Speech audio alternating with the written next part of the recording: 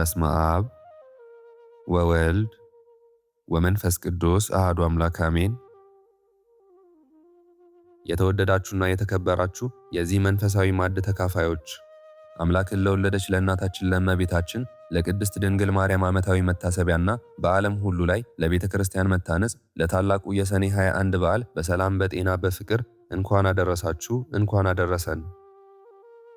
ዛሬ የምንሰማው ቃል ነፍስን የሚያረካ አጥንትን የሚያለመልም ነው። ቅዱሳን ሐዋርያት ለወንጌል ሲተጉ፣ አማኞች ሲበዙ፣ ነገር ግን የጌታን ሥጋና ደም የሚቀበሉበት ቤተ ክርስቲያን አጥተው ሲጨነቁ ጌታችን ራሱ በደመና መጥቶ የቤተ ክርስቲያኗን መሠረት በእናታችን በእመቤታችን በቅድስት ድንግል ማርያም ስም የጣለባት፣ ሐዋርያት ድንጋዩን ሲያነሱት በእጃቸው ላይ እንደ ቅጠል የለመለመበት አስገራሚ ታሪክ ዛሬ ይነበባል።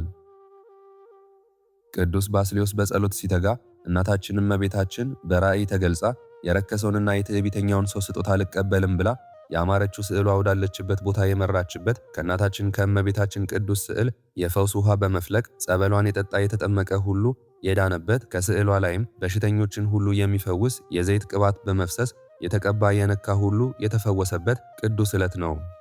ብዙ አስደናቂ ምስጢራትና ተአምራት በዛሬው ዕለት የተደረገበት ቅዱስ ዕለት ነውና እንደ እግዚአብሔር ቅዱስ ፈቃድ ሁሉንም በጥልቀት እናያለን። ታዲያ ኦርቶዶክሳውያን በዚህች ቀን ሰኔ 21 ቀን አስቀድመን ከላይ እንደነገርናችሁ በቤተ ክርስቲያኗ የተገኙ ሁሉ ጸበል የጠጡ የተጠመቁ ሁሉም ድነዋል። ቅባት ዘይቱ የነካቸው ሁሉ ተፈውሰዋል። እናም እንደየእምነታችሁ ይደረግላችኋልና በዚህች ቅድስት ቀን ቤተ ክርስቲያን ሳትሄዱ አትቅሩ፣ ጸበሉን ጠጡ። ያገኛችሁትን ሁሉ አፈር፣ ቅጠሉ፣ ሳሩ ሁሉ ላመነ መድኃኒት ይሆንለታልና እንደ እምነታችሁ በመውሰድ ተጠቀሙ።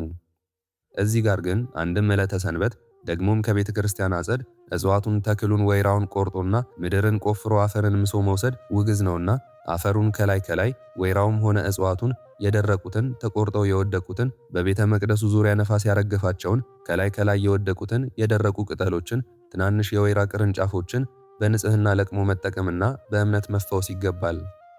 ቤተ ክርስቲያን ሄዶ ጸበል መጠጣት መጠመቅ ባትችሉ እንኳን ባላችሁበት ሆናችሁ ጸበሉን ውሃውን በማዘጋጀት የቻላችሁ ድርሳኑን አድርሱ።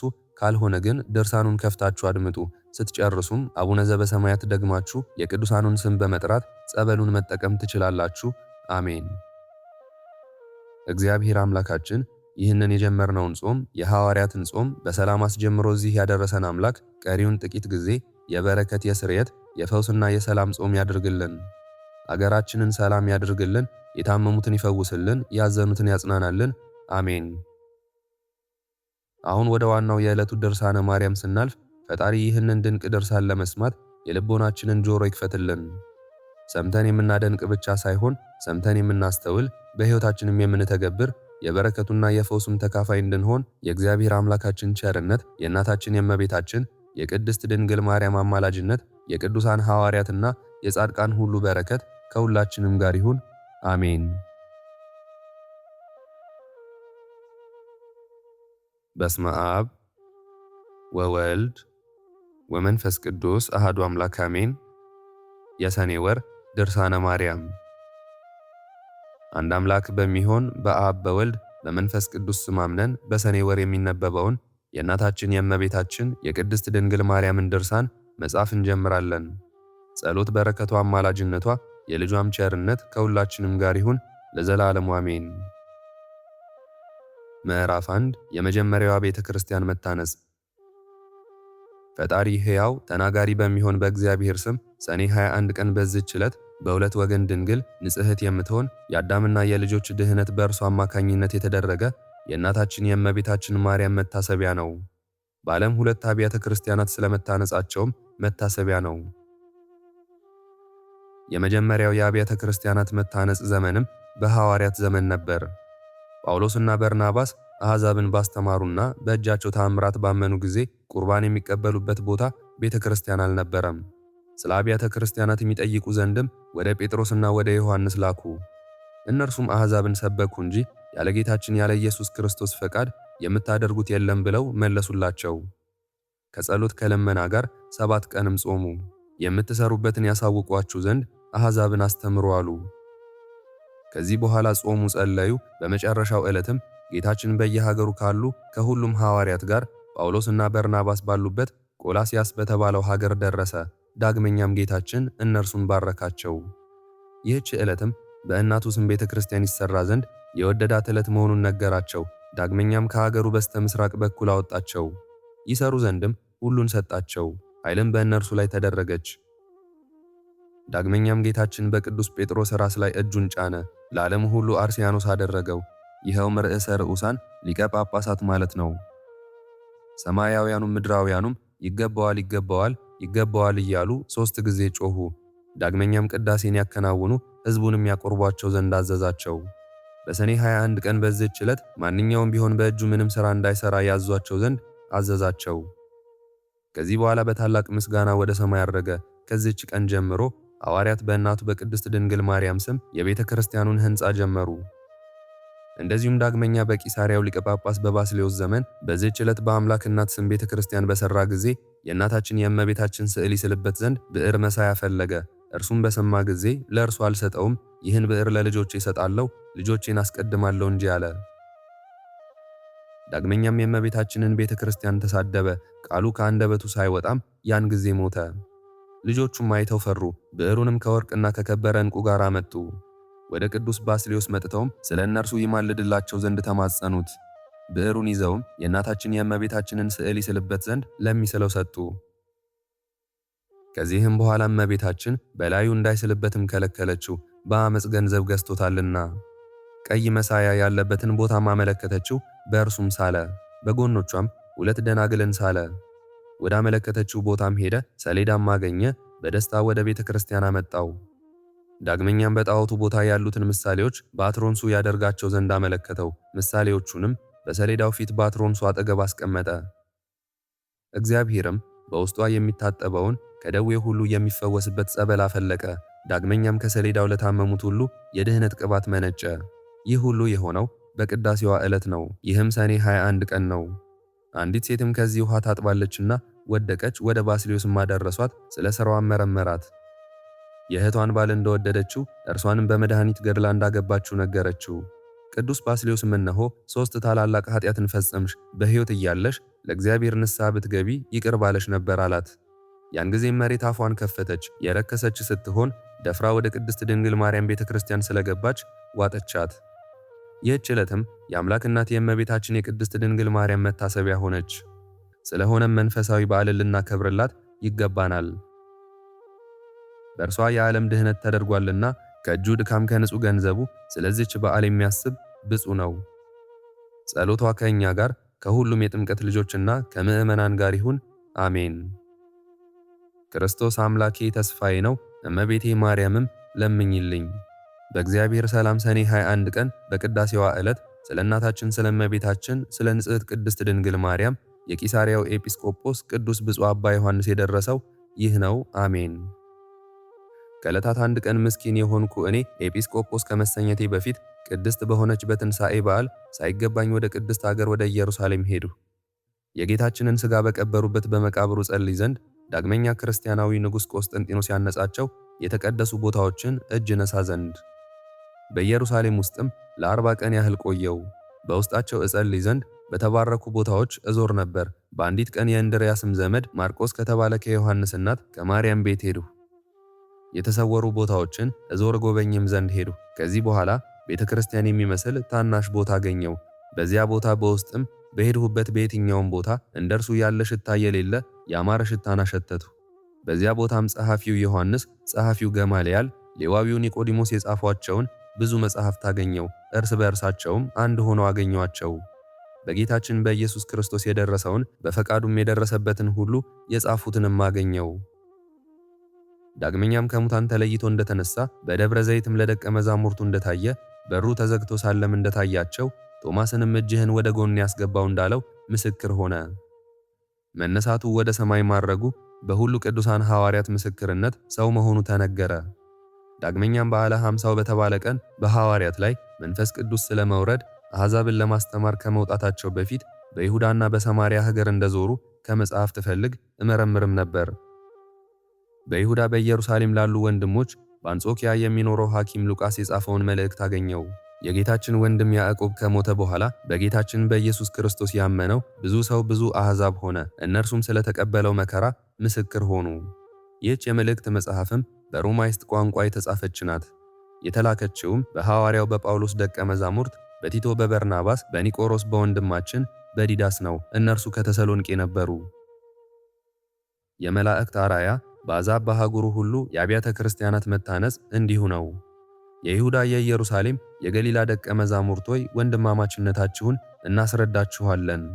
ይህን መልእክት በተሰሎንቄ በሚኖሩ ተማሪዎች በቲቶ፣ በበርናባስ፣ በኒቆሮስ ጌታችን መድኃኒታችን ኢየሱስ ክርስቶስ ያደረገውን ወደ እናንተ ላክን። መድኃኒታችን ኢየሱስ ክርስቶስን አላውያን አይሁድ በሰቀሉበት ወቅት የተቀደሰች ትንሣኤውን አምነናልና ሕያው በሆነች ተግሣጽም ታረጋጋን ዘንድ እናቱን ለእኛ ሰጠን። እግዚአብሔር እንደ ሁሉም የሰው ልጅ ያሳርጋት ወደ እርሱም ይወስዳት ዘንድ ዙፋኑ ያደርጋት እርሷን በመንፈስ ቅዱስ ያቀርባት ዘንድ ወዶ ጎበኛት። ዳግመኛም ሁሉን የሚይዝ እግዚአብሔር በየአገሩ በየቦታው ቤተ ክርስቲያን ይሰሩ ዘንድ ፈቀደ። በእናቱ በቅድስት ድንግል ማርያም ስም ቁርባንን ያቀርቡ ዘንድ በቅዱስ ልጁ ስምም ልመናቸውን ይፈጽምላቸው ዘንድ ከእርሷ ወደ እግዚአብሔር ይለምኑ ዘንድ ስለዚህም እንሰራው ዘንድ እግዚአብሔር ከእኛ ጋር እንደተነጋገረ ለእናንተ ለማስረዳት ፈለግን። አሕዛብ ክርስቶስን በማመን እንዴት በዙ! ዳግመኛም እንደዚህ የምትል ጽሑፍ ነበረች። በቆሮንቶስ ካስተማርን በኋላ አሕዛብ ብዙዎች ሆኑ። ክርስቶስን ካመኑት አሕዛብ የተነሳ ጉባኤው የማይቆጠር ሆነ። ሕዝቡ ግን የሰሩት ቤተ ክርስቲያን አልነበረም። ሐዋርያት የሕዝቡ አለቆች በያሪ ልጅ በአርስጥሮኮስ ቤት ይጸልዩ ነበር። የቀረው ሕዝብ ያለ ቅዳሴ የጌታችን የመድኃኒታችን የአምላካችን የኢየሱስ ክርስቶስን ሥጋና ደም ባለመቀበል ነበሩ። አገልግሎቱ ጉድለት ነበረበት። ምዕራፍ 2 ለቤተ ክርስቲያኑ ሥራ ሐዋርያት መሰብሰባቸው። ጳውሎስና በርናባስ የጴጥሮስ ክፍል በምትሆን በሮምና በኤፌሶንም በዮሐንስ ዘንድ ነበሩ። እኒህ ሐዋርያትም ምክራቸው አንድ አልሆነም። ያለ መምህራችን ፈቃድ ምክር የምናደርገው ምንም ሥልጣን የለንም ብለው ላኩልን። እስከሚያሰለጥነን እስከሚያዘንም ፈቃዱን እናደርጋለን። ጌታችን መድኃኒታችን አምላካችን ኢየሱስ ክርስቶስ ለስብከት ለማስተማር ልኮናል፣ አሕዛብንም ጠርቶልናልና። ዳግመኛም በአሕዛብ ዘንድ ቤተ ክርስቲያን እንዲሰሩ ሕዝቡም ሁሉ እንዲያመሰግኑ በምክራችሁ አንድ ከሆነ ጾምን፣ መትጋትን፣ መቆምን፣ ተግቶ ነቅቶ መለመንን ሰራልን። አለቃችን መምህራችን መጥቶ የሐሳባችንን መጨረሻ ያስረዳን ዘንድ ቸል አይለንምና አሉ። የመልእክት ጽሑፍ ከጳውሎስና ከበርናባስ በደረሰ ጊዜ በሕዝቡ ሁሉ ፊት አስቀመጡት። መልእክቱን ያደረሱበት ቀንም ሰኔ 21 ቀን ነበር፣ የሰንበትም ቀን ነበር። ሐዋርያቱ ሳውልና በርናባስም ለ7 ቀን ያህል በሕዝቡ ላይ ጾምና ተግቶ መጸለይን አወጁ። በሰባተኛው ቀን መጨረሻ በዕለተ ሰንበት ከቀኑ በ3 ሰዓት እነርሱም አርስጥሮኮስ በተባለው ሰው ቤት እየጸለዩ እያሉ በዚህ ቦታም ብዙ ሕዝብ ሳለ ደመና መጣች። ሐዋርያው ጴጥሮስንም ከሮም አመጣችው፣ በመካከላቸውም አስቀመጠችው። ከዚህ ተአምር የተነሳም ሁሉም አደነቁ። ዳግመኛም ወደ ኤፌሶን ሄደች፣ ዮሐንስንም ወደዚያ ቦታ መጣችው። ዳግመኛም ሄደች፣ ሐዋርያትንም ከምድር ከዓለም ዳርቻ ሁሉ ሰበሰበቻቸው። ካለንበት ቦታም አደረሰቻቸው። በጸሎትም ከኛ ጋር ቆመው ነበር። እርስ በእርሳችን በምንተያይበት ጊዜም በታላቅ ደስታ ነበር። በዚህች ዕለት ለምን ከዚህ ቦታ መጣን፣ ሐዋርያትስ ለምን ተሰበሰቡ ብለን መመርመር ጀመርን። እኛ በታላቅ ምክንያት የእግዚአብሔር ፈቃድ ከሆነው ከዚህ ቦታ እንዳደረሰን እናውቃለን። ነገር ግን ሁላችንም ለጸሎት እንቁም፣ ያስረዳን መምህራችን ጌታችን ኢየሱስ ክርስቶስን እንመልከት። ዘግይተናልና ቁመን በትጋት እንጸልይ፣ ወደ እግዚአብሔርም እንጩኻለን። እነሆ ጌታችን ኢየሱስ ክርስቶስ በኪሩቤል ክንፎች ተቀምጦ በመካከላችን ተገለጠ። እናቱ ቅድስት ድንግል ማርያምም ከእርሱ ጋር ተቀምጣ ነበር። ሚካኤል በቀኙ ገብርኤልም በግራው ነበሩ። ሱራፌልም ለእግዚአብሔር ምስጋና ተገባ፣ በምድርም እርቅ ተጀመረ፣ የሰው ግዕዛን መንፈስ ቅዱስ ሊሰጠው እያሉ አመሰገኑ። ሐዋርያትም ወደ መድኃኒታችን በተመለከቱ ጊዜ ሰገዱለት፣ ሰላምን ሰጣቸው፣ እጅም ነሳቸው። ከዚህ በኋላ ሐዋርያት በዝምታ ተቀመጡ። ወደዚህ ቦታ ስለመምጣታችን ምክንያቱም ምን እንደሆነ ከዚህ ስለምን እንዳደረሰን ይጠይቀው ዘንድ ማን ይደፍራል ብለው ያስቡ ነበር። ዮሐንስም ጴጥሮስን አንተ ከኛ ትበልጣለህና የሁላችንም አባት ነህና ትጠይቀው ዘንድ ለአንተ ይገባል አሉት። ጴጥሮስም መለሰ፣ ጌታን ልጠይቀው በምስጢራቱም በማንኛውም እንደሰበሰበን ልመረምረው የምችል አይደለሁም አለ። በተቀደሰ ዝናሩ ያስታጠቀ የሰይጣንን አስተሳሰብም ካንተ ያስወገደልህ እነሆ አንተ አለ። አሁንም ስለዚህ ምስጢር ወደዚህ ቦታም ስለምን ምክንያት እንደሰበሰበን ተግተህ ጠይቀው አለው። ዮሐንስም ይህን በሰማ ጊዜ ተነስቶ የታጠቀበትን መታጠቂያ ፈታ፣ እርሱንም ያዘው። ወደ መድኃኒታችንም ሄዶ ሰገደለት፣ እንዲህም አለው፣ ጌታዬ አምላኬ ሆይ ስለ ድካሜ ይቅር በለኝ። እኔና ወንድሞቼ ሐዋርያትን ለምን ተግባር ወደዚህ እንዳመጣህን መረዳት እንሻለን አለው። መድኃኒታችን ወዳጄ ዮሐንስ ሆይ አብ ከእኔ ከመንፈስ ቅዱስም ጋር የመከረውን በምንም ሁኔታ ከእናንተ አልሰውርም አለው። በዓለሙ ሁሉ በስሜ በእናቴ በማርያም ስምም ቤተ ክርስቲያን ይሰሩ ዘንድ በቀንም በሌሊትም መስዋዕት ያሳርጉ ዘንድ ዛሬም በውስጧ ቤተ ክርስቲያን ወዳለባት ወደዚያች ቦታ ከእናንተ ጋር ሄድ ዘንድ ፍጠኑ። ይህች ዕለት አባቴ እንዲህ የወደዳት ናትና አለው። መድኃኒታችንም ሐዋርያትን ይዞ ወደ ፊልጵስዩስ አገር ሄደ። ሰፊ ቦታንም አሳያቸው። ቅዱስ ጴጥሮስንም የዚህን ደንጊያ ጎን ያዘው። ጳውሎስ ሌላውን ይያዝ፣ በመሠረቱ ላይ ዙሩ፣ ዳግመኛም እኔ ቦታውን አሳያችኋለሁ አለው። ዳግመኛም መድኃኒታችን ሐዋርያትን ወሰዳቸው፣ እንደወደደውም አሳያቸው። ጴጥሮስም ድንጋይ አንስቶ ጎኑን ያዘ። መድኃኒታችን እንዳደረጋት ምልክትንም አደረገ። የድንጋዩ ከፍታም 12 ክንድ ቁመት ነበረው። እግዚአብሔርም ካለበት ቦታ ምሰሶ ይመጣ ዘንድ አዘዘ። በቦታው ጎን ወደ መካከሉ ከፍ ብለው ደረሱ። ከሐዋርያት ከታናናሾቹ ደቀ መዛሙርት ብቻም በቀር መድኃኒታችንን የሚያየው አልነበረም። ሕዝቦቹ ምዕመናን ግን ባዩት ነገርም ይደነቁ ነበር። ከዚህ በኋላ አብያተ ክርስቲያናትን ማነጽ ተጀመረ። በ3 ድንጋዮችም ተፈጸመ። 3 ዓመት እንደተሰራው ጸንቶ ቆመ። ከዚህ በኋላ መድኃኒታችን 5 የሚሸከሙ የወርቅ ምሰሶች ይመጡ ዘንድ አዘዘ። የወርቅ ምሰሶችም መጡ፣ በቤተ መቅደሱ መካከልም ቆሙ። ዳግመኛም የወርቅ ጽዋዎች፣ የብር ጻሕሎች፣ ለመስዋዕት መሠዊያነት የሚገቡ የግምጃ ልብሶችም ደረሱ። ሰኔ 21 ቀን ቤተ ክርስቲያኗ ሁለመናዋ ተከናወነ። የፀሐይ መግቢያ በሆነም ጊዜ መድኃኒታችን ቅዱሳን ሐዋርያትን አቆረባቸው። ወንድሞች ምዕመናን ከእነርሱ ጋር ያሉትንም ሰላምን ሰጣቸው። በፊልጵስዩስ በቆሮንቶስ ለሚኖሩ ከወንዶችም ከሴቶችም ነሐሴ 21 ቀን አንድ ስንኳ እንዳይሰራ ለሕዝቡ ሁሉ ንገሩ አላቸው። የበዓሉን ሥርዓት አከናውን ዘንድ ወደ እናንተ እመጣለሁና አላቸው። ጌታችንም እንዲሁ ወደ ሰማይ አረገ። እናቱ ማርያም እርሱም በኪሩቤል ሰረገሎች ተጭነው ተቀምጠው ነበር። ከዚህ በኋላ ሐዋርያት መድኃኒታችን እንዳዘዛቸው ሕዝቡን ሁሉ አዘዙ። ከዚህ በኋላም ሁሉም ሐዋርያት ተሰበሰቡ። በዚች ሌሊትም በቤተ ክርስቲያን ሲጸልዩ አደሩ። በነጋ ጊዜም የሀገሩ ሕዝብ ሁሉ ሰኔ 21 ቀን ወደ ቤተ ክርስቲያን ተሰበሰበ። ሕዝቡ በተሰበሰቡ ጊዜም ጴጥሮስ፣ ጳውሎስ፣ በርናባስ ለሕዝቡ ሁሉ የጌታችንን ትምህርት ተናገሩ፣ አስተማሩ። ሐዋርያትም ለሀገሩ ሰዎች አስተማሩ። መድኃኒታችን ኢየሱስ ክርስቶስም እነሆ ከሰማይ ወረደ፣ በሐዋርያት መካከልም ተገለጠላቸው። እርሱም በኪሩቤል ሰረገላ ተቀምጦ ነበር። እናቱ ቅድስት ድንግል ማርያምም በወርቀ ዘቦ ግምጃ የተጎናጸፈች፣ በራሷም የወርቅ ሻሽ፣ በሻሹ ላይም የክብር አክሊል የተገባት ነበረች። እልፍ አእላፋት መላእክትም በሰረገላው ዙሪያ ይቆሙ ነበር፣ በአማረ ድምፅም ምስጋናን ያመሰግኑ ነበር። ሐዋርያትም ወደ እናቱ ወደ ቅድስት ድንግል ማርያም አደባባዩን ወደ ከበቡት እልፍ አእላፋት መላእክት በተመለከቱ ጊዜ ሰገዱለት። መድኃኒታችንም ሐዋርያትን የመስዋዕቱን የቁርባኑን ተግባር ሁሉ አዘጋጁ፣ ንጽሕት በሆነች በእናቴ ስም የተሰራችዋን የቤተ ክርስቲያን ዕለት አባቴ መንፈስ ቅዱስም የወደዷት ዕለት ናትና አላቸው። ለመስዋዕት የሚሆነውን ሁሉ ባዘጋጁ ጊዜም መድኃኒታችን ጴጥሮስን ያዘው፣ ቀኝ እጁንም ጫነበት። ለእስራኤል ሕዝብ ሁሉ አባት አደረገው። መድኃኒታችን በጴጥሮስ ራስ ላይ እጁን በጫነበት ሰዓት እነሆ ከሰማይ 3 ጊዜ ይገባዋል፣ ይገባዋል፣ ይገባዋል፣ አርሳይ፣ አርሳይ፣ አርሳይ አስታፓኖስ፣ ይህም እንደ መልከ ጸዴቅ ሹመት የአለቆች አለቃ ማለት ነው የሚል ቃል ተሰማ። እንደዚሁም ኤጲስቆጶሳትን፣ ቀሳውስትን፣ ዲያቆናትን ሾመ። የእግዚአብሔር ማደሪያ የሆነች የቤተ ክርስቲያንን ሥርዓትም ሠራ። መድኃኒታችን የቤተ እግዚአብሔርን ሥርዓት ከፈጸመ በኋላም ወደ ሰማይ አረገ። በእመቤታችን በቅድስት ድንግል ማርያም ስም በመጀመሪያ ጊዜ ያነጿት አርአያዋ ይህ ነው። ይህም ሉቃስ የጻፈው እኔ ባስልዮስም በኢየሩሳሌምና በይሁዳ የቀሩ ወንድሞች ሐዋርያት በዚያን ዘመን ከጻፏቸው ከቀደሙት መጻሕፍት በኢየሩሳሌም ያገኘሁት ነው። ልጆቼ ሆይ ዛሬም የዓለምን ሁሉ ፈጣሪ የወለደችልን በደል የሌለባት የንጽሕት ድንግል በዓል በደስታ ይሁን። በኃጢአት የተነከረ ዘማዊ ጠንቋይ መድኃኒተኛ ማንም ባለጠጋ ቢሆን የታላቁ ንጉሥ የኢየሱስ ክርስቶስ ቤት ነውና ይቅር ሳይል ወደዚህ ቅዱስ ቦታ አይግባ። የእናታችን የእመቤታችን የቅድስት ድንግል ማርያም ልመናዋ ክብሯ ለዘላለሙ ከሁላችን ጋር ይደርብን፣ አሜን።